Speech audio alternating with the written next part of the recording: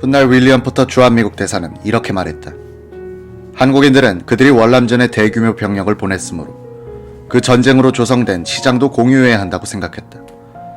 즉, 그들은 전쟁의 위험뿐 아니라 전쟁이 가져다준 기회에도 참여하고 싶어 했다. 월남전은 엄청난 인명피해와 함께 거대한 시장을 만들어냈다.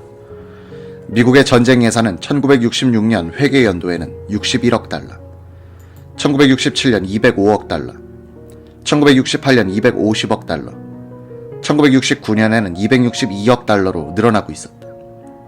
이에 따라 주변국들도 월남전 특수를 경험하게 됐다. 1966년의 경우 한국의 특수 규모는 일본 외무성 조사에 따르면 7,300만 달러였다. 다음 해에는 한국이 월남전으로 약 2억 달러를 벌어들여 월남에 인접한 태국의 2억 6천만 달러에 이어 두 번째로 많은 돈벌이를 하고 있었다. 한국경제인연합회가 집계한 1967년 한국의 월남 특수 규모를 보면 총액은 1억 3,220만 달러였다. 그 가운데 미군 등에 대한 용역 군납에서 3,268만 달러, 근로자 임금이 3,250만 달러, 파월 군인들의 봉급이 3,000만 달러로 대종을 이루었다. 용역 군납의 종류는 다양했다. 연예, 세탁, 의무 보급 관리, 침구 수리, 사진, 초상화, 하역, 운수, 여행 알선, 선박 대여, 시계 및 카메라 수리 등등. 1967년에 월남에서 가장 많은 돈을 번 회사는 하역, 운수 분야에 진출한 한진 상사였다. 한진의 그의 용역 실적은 2,500만 달러로 다른 모든 회사들의 용역을 합쳐놓은 것보다도 많았다.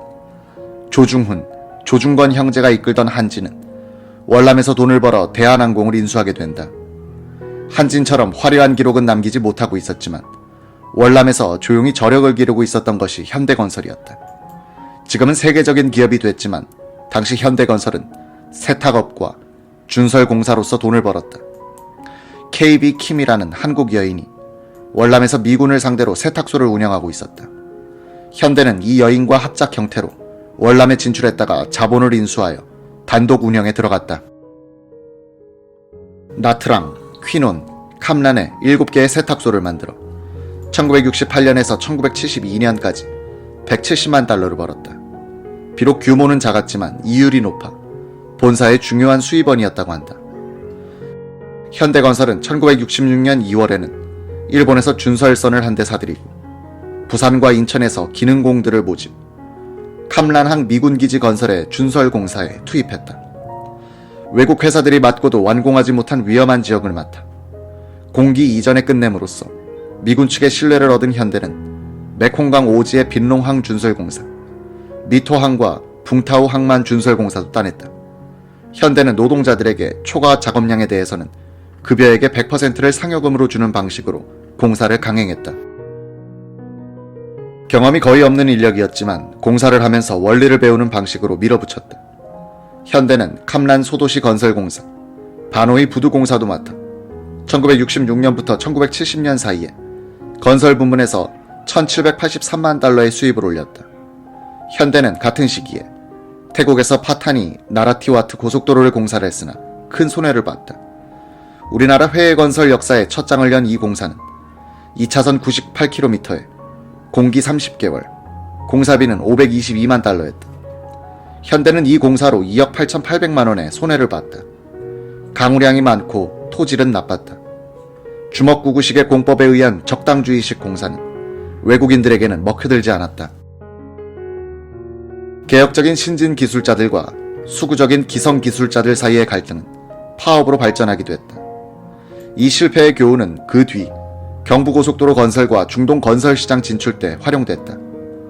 현대건설 방콕 지점장 정세영을 비롯한 주재중혁 김영주, 권기태, 격리직원 이명박 등 그 뒤에 현대건설을 이끌고 나갈 인재들도 이 실패의 현장에서 단련됐다. 이명박은 고려대 총학생회장 직무대행으로서 1964년에 한일회담 반대 데모에 참여했다가 구속돼 넉 달 동안 깜빵살이를 했다. 그는 집행유예 5년을 선고받고 풀려나 졸업한 뒤 1965년 5월 현대건설의 해외 파견 직원 채용시험에 응시했다. 1차 필기시험에 합격했으나 시위 전력에 걸렸다. 이명박은 박정희 대통령 앞으로 편지를 썼다. 며칠 뒤 민정 담당 이낙선 비서관이 이명박을 불렀다. 국가체제에 도전했던 자들에게 불이익을 주는 것은 당연하지 않은가. 학생들에 대한 경종의 의미도 있고, 한 개인이 자신의 힘으로 살아가고자 하는 길을 국가가 가로막는다면 국가는 그 개인에게 영원한 빚을 지는 겁니다. 이낙선은 이명박의 이 말이 마음에 걸렸다고 한다. 그는 이명박 건을 비서관 회의에 올려 입사를 허가해 주도록 했다고 한다. 면접 시험 때 정주영 사장이 이명박에게 물었다. 건설이 뭐라고 생각하나? 창조라고 생각합니다. 왜? 무에서 유를 창조하기 때문입니다. 그 사람 말은 잘하는구먼.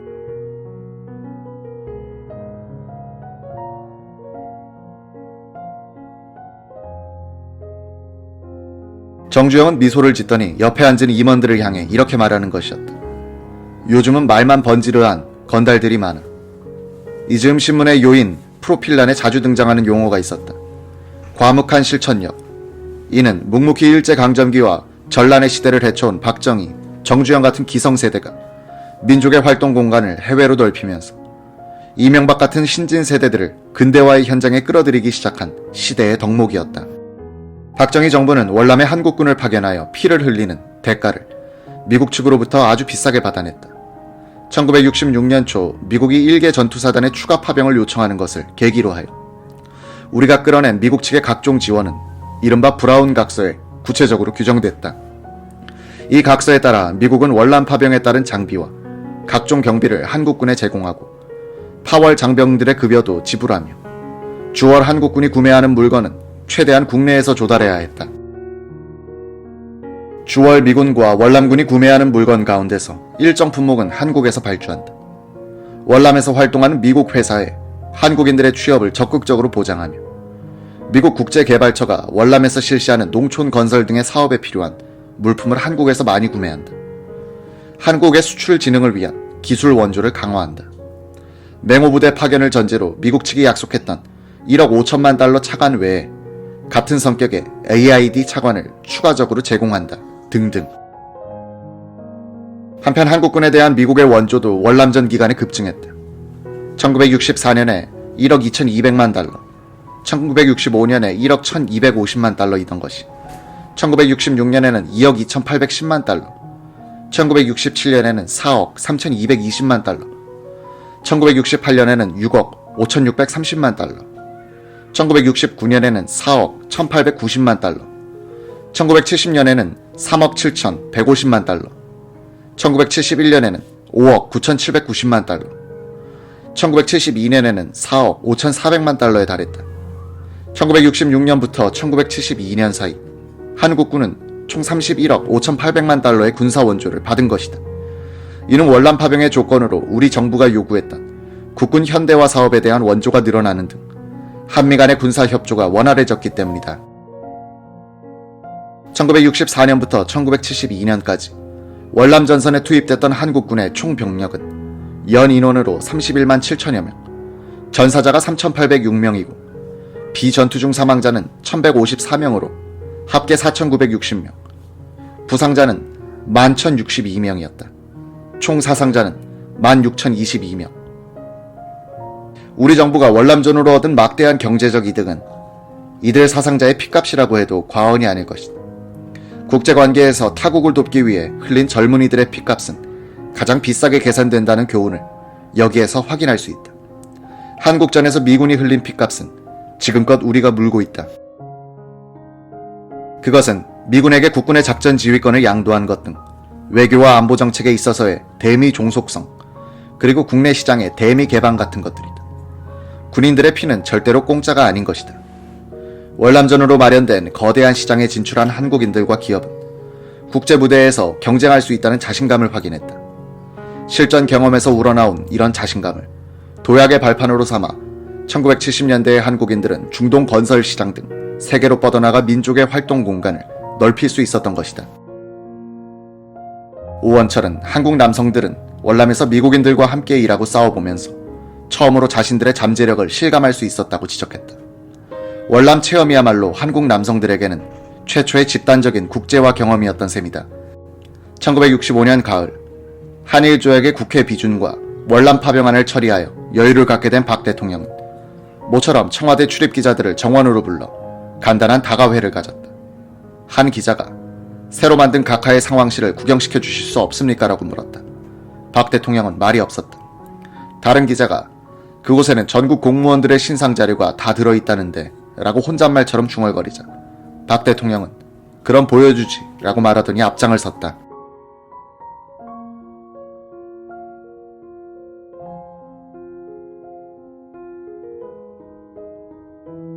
본관 집무실 동쪽에 마련된 10평 남짓한 방으로 들어간 기자들은 의외의 광경에 놀랐다. 삼엄하고 화려할 줄 알았던 상황실 벽을 벽지가 보이지 않을 정도로 뒤덮고 있는 것은 통계 수치와 도표, 그림이 많은 각종 상황표였다. 조세 징수사항, 무역 동향, 산업시설 건설 현황 등등.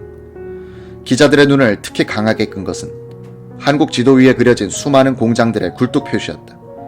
준공된 공장, 건설 중인 공장, 공장 건설 예정지 등등. 박 대통령은 지시봉을 들더니 기자들에게 각종 경제 통계를 설명해 갔다. 궤도를 척척 넘기면서 그러나 보지도 않고 숫자를 거의 외우면서 설명하는데 착오가 없었다. 박 대통령은 이런 식으로 나가면 우리도 1970년에는 자립경제를 달성할 수 있을 거야 라고 했다. 그가 말한 자립경제란 미국 원조를 받지 않는 경제를 뜻했다. 부산일보 김종신 기자가 각하방에는 온통 경제 문제밖에 없군요 라고 말하자 대통령은 싱긋 웃더니 배가 불러야 불평이 없는 거야 라고 했다. 그는 이어 이렇게 말했다고 한다. 신문 기자들도 정부를 무조건 헐뜯으려고만 하지 말고 정부가 하는 일에 협조를 좀 해주시오. 그렇다고 잘못한 일을 잘했다고 써달라는 건 아닙니다. 올바른 관찰과 판단 아래 잘하는 것은 잘한다고 해줘야지. 열심히 하는데 헐뜯기만 하면 의욕이 저하되는 거예요. 박 대통령은 경호실 옆에 신관을 짓겠다면서 아침에 2층에서 1층으로 내려와 집무를 보고 2층으로 퇴근하니 다람쥐가 쳇바퀴 도는 듯해서 소화가 되지 않을 지경이라고 했다. 신관을 지으면 집무실을 거기로 옮기고 싶다고 했다. 새 집이 마련되면 기자들에게도 큼직한 방을 하나 내주겠다고 약속했다. 이 약속은 지켜졌으나 2층 내실과 1층 집무실 사이를 출퇴근하는 일은 12.6 사건 날까지 계속됐다. 박 대통령은 새 집무실을 가진다는 것에 대해 마음에 큰 부담을 갖고 있었던 것이다. 박정희 대통령의 일하는 방식은 확인, 현장, 실무, 결과 중시로 요약할 수 있다. 실사구시 정신, 즉 현실과 사실에 기초하여 판단하고 행동하는 실용주의자로서 박 대통령은 책무를 해내는 사람일 경우 도덕적으로 다소 문제가 있더라도 덮어주고 중용했다. 그는 총무처장관 이석재가 부패 공무원들의 문제를 제기하자 일 잘하면서도 깨끗한 사람이 있으면 데리고 와봐라고 했다. 공무원들의 월급이 생계비에 미달되는 상황에서 깨끗한 사람만 찾다가는 무능한 사람들만 모을 수도 있다는 안타까움이 담긴 말이었다. 그는 또 잘해보려다가 실수한 부하들을 잘 감싸줬다. 아울러 장관들에게 차관 인사를 위임하는 등 인사권을 보장해줬다. 권한을 많이 주는 대신 결과를 철저히 따져 무능을 아부나 선전으로 메우려는 이들에게 현혹되지 않았다. 그는 공무원 집단을 일 잘하는 조직으로 개조하고 이들을 견인차로 내세워 국민들을 끌고 가게 했다. 박 대통령을 평가하는 여러 가지 잣대가 있겠으나 국민들로 하여금 가장 열심히 일하도록 한 사람이라는 표현이 적합할 듯하다. 생산성이 가장 높았던 대통령이라는 의미다. 황병태는 경제기획원 외자 도입과장 시절부터 박 대통령에게 자주 불려갔다. 박 대통령은 실무자가 사안에 대해 가장 정통하다는 소신을 가지고 있었기 때문에 장차관을 제치고 직접 실무자를 불러 의견을 듣기도 했다. 그는 정치적인 고려를 많이 하게 되어 있는 고위직보다는 실무자들이 국가 이익의 관점에 설 수 있다고 믿었던 것이다. 1966년에 소양강댐 건설을 둘러싸고 고댐이냐 저댐이냐로 논쟁이 있었다. 고댐은 종합적 용도의 다목적 댐인데 공사비가 비싸게 먹히고 저댐은 순수 발전용인데 싸게 먹힌다. 건설부는 국토개발이란 종합적 관점에서 고댐을 원했다. 이우락 비서실장과 한국전력은 저댐 편이었는데 장기영 부총리도 저댐 쪽으로 기울었다. 김학렬 차관은 고댐을 지지했다. 이해관계가 끼어드는 양상까지 보이자 박 대통령은 선택에 고심하는 모습이었다. 어느 날 박 대통령은 황병태 국장을 청와대로 불렀다. 황 국장은 청와대로 헐레벌떡 들어가다가 장기영 부총리, 서봉균 재무장관, 주원 건설장관과 마주쳤다. 장 부총리는 자네 여기는 왜 왔어라고 했다. 부름받고 왔습니다. 박 대통령과 네 사람이 저녁 식사를 함께했다. 박 대통령은 주일 대사가 보냈다는 청어알을 황 국장에게 권하면서 이거 자네 맛 좀 보라고 불렀어 라고 했다. 식사가 끝난 뒤 박 대통령은 황 국장에게 잠시 남으라고 일렀다. 황 국장, 소양강 댐 말이야. 고댐, 저댐 중 어느 것이 좋아? 황 국장은 실무자의 입장에서 각각의 장단점을 조심스럽게 이야기하는 수밖에 없었다. 그러지 말고 황 국장 생각을 말해보라고. 어때? 황 국장은 잠시 머뭇거리다가 입을 뗐다. 사실은 백년지사 차원에서 생각하면 아무래도 고댐이 바람직하다고 생각됩니다. 맞는 말이구먼. 돈 몇 푼 아끼는 것보다는. 결론 내렸어. 황 국장이 옆을 보니 장기영의 표정에 노기가 서리고 있었다. 박 대통령은 포항 종합제철 부지를 정할 때도 황병태를 이용했다고 한다. 당시 정계 실력자들 사이에서는 종합제철소 유치 경쟁이 치열했다. 충남 비이는 김종필 의장의 연고지, 울산은 이우락 실장의 고향, 삼천포는 박 대통령의 대구사범 동창생이자 재계의 막후 인물인 서정귀의 연고지 하는 시기였다. 포항만은 아무도 미는 사람이 없었다. 정부가 후보지 18개소를 대상으로 조사해보니 포항이 가장 적합한 곳으로 나타났다. 어느 날 박 대통령은 황병태 국장을 부르더니 김포로 가는 자신의 차에 동승하게 했다. 차중에서 대통령은 황병태의 무릎을 잡으면서 말했다. 황 국장, 소신대로 이야기해줘야겠어. 종합제철 입지를 놓고 말이 많은데 어디가 제일 좋아? 다른 데는 미는 사람들이 있는데 사실상 포항이 제일 바람직한 것으로 판단됩니다. 미국 용역회사 보고서도 수심이 깊은 포항이 제일 좋다고 합니다. 알았네. 포항은 미는 사람이 없으니 자네가 미는 걸로 하지. 나중에 경제동향 보고회의 때 자네를 부를 테니 그때 소신대로 이야기하게. 며칠 뒤 원래 경제동향 보고가 청와대에서 열렸다. 황병태는 맨 뒷자리에 있었다.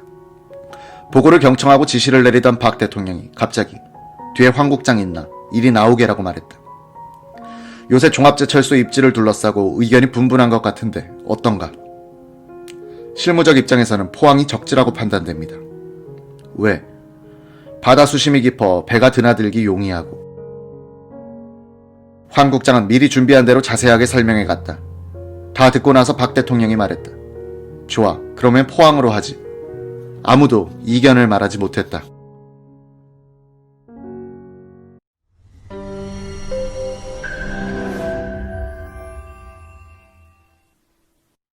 조갑제 TV 시청자 여러분 안녕하십니까? 2020년 새해를 맞아서 조갑제 TV가 새로운 시도를 하겠습니다.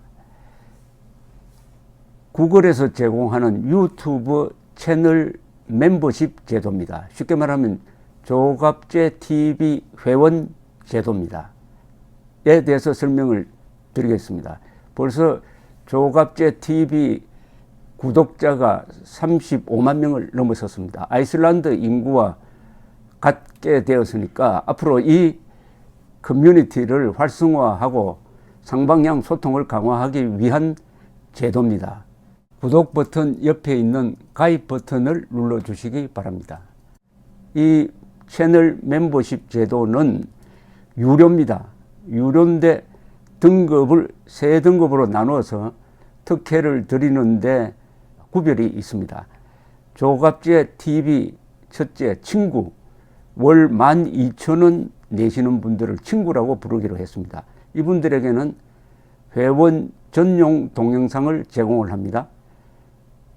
별명을 조갑제가 답한다라고 했습니다. 논란이 되는 사실 등에 대해서 저에게 질문을 해주시면은 제가 성실하게 답을 하는 동영상입니다. 그 다음 등급이 동지입니다. 동지는 월 3만 원 내시는 분입니다. 동영상을 선공개하는 혜택을 추가하기로 했습니다. 앞에 회원 전용 동영상은 기본적으로 받으시는 것이고 동영상 선공개, 미리 궁금한 동영상을 보실 수 있도록 하겠습니다. 세 번째가 월 6만 원 내시는 분들을 전우라고 이름을 붙였습니다. 이분들에게는 친구, 동지들이 누리는 혜택 플러스 이 전후에 가입하신 분들의 성함을 물론 필명이겠죠. 언급을 하고 조갑제의 교양 강좌 동영상을 보실 수 있도록 하겠습니다. 단연간의 취재 경험을 토대로 한국 현대사의 비화라든지 세계사 산책, 여행 가이드 등 깊이 있는 정보를 제공하도록 하겠습니다. 그리고 친구, 동지, 전우 분들에게는 배지가 제공됩니다. 여러분들의 성함 옆에 붙어서 색깔이 바뀝니다. 한 달, 두 달, 6달 이런 식으로 회비를 내는 기간에 따라서 색깔이 바뀌는 디지털 배지를 제공해 드립니다. 여기 회원에 가입하지 않는 분들에게는 불이익이 없습니다. 지금처럼 무료로 동영상을 시청할 수 있습니다. 여기 동영상 가입 절차는 별도의 공지를 참고해 주시기 바랍니다. 감사합니다. 구독 버튼 옆에 있는 가입 버튼을 눌러 주시기 바랍니다.